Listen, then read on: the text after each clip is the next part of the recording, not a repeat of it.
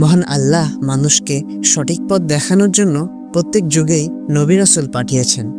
আর এসব নবী রাসূল যে মহান আল্লাহর তরফ থেকে পাঠানো, তার নিদর্শন স্বরূপ তাদের মাধ্যমে আল্লাহ কিছু অলৌকিক ঘটনা দেখান, যাতে করে তারা নবীদের নবুয়তের সত্যতার প্রমাণ জানতে ও বুঝতে পারে এবং তাদের ওপর ঈমান আনার পাশাপাশি মহান রবের ওপরও ঈমান আনতে পারে।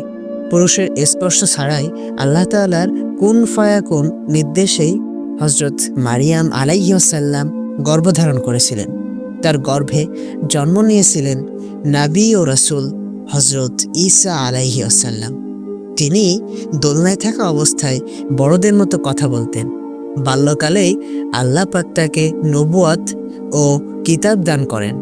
নবুয়াত ও রিসালাতের দায়িত্ব লাভের পর আল্লাহ তাআলা তাকে বেশ কিছু মুজিজা অর্থাৎ অলৌকিক ক্ষমতা দান করেছিলেন, যে মুজিজাগুলোর বর্ণনা উঠে এসেছে পবিত্র কোরআনে। সূরা আল ইমরানের ৪৮ নম্বর আয়াতে মহান আল্লাহ ইরশাদ করেন, আর বনী ইসরায়েলদের জন্য রাসূল হিসেবে তাকে মনোনীত করবেন। তিনি বললেন, নিশ্চয়ই আমি তোমাদের কাছে তোমাদের পালনকর্তার পক্ষ থেকে নিদর্শনসমূহ নিয়ে এসেছি।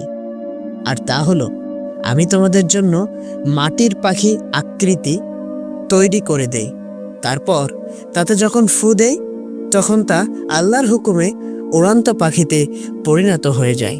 সুবহানাল্লাহ। আর আমার স্পর্শে সুস্থ হয়ে ওঠে জন্মান্ধ ও কুষ্ঠরোগী, আর আমি আল্লাহর হুকুমে মৃতকে জীবিত করে দেই। আমি তোমাদের বলে দেই যা তোমরা খেয়ে আসো এবং যা ঘরে রেখে আসো।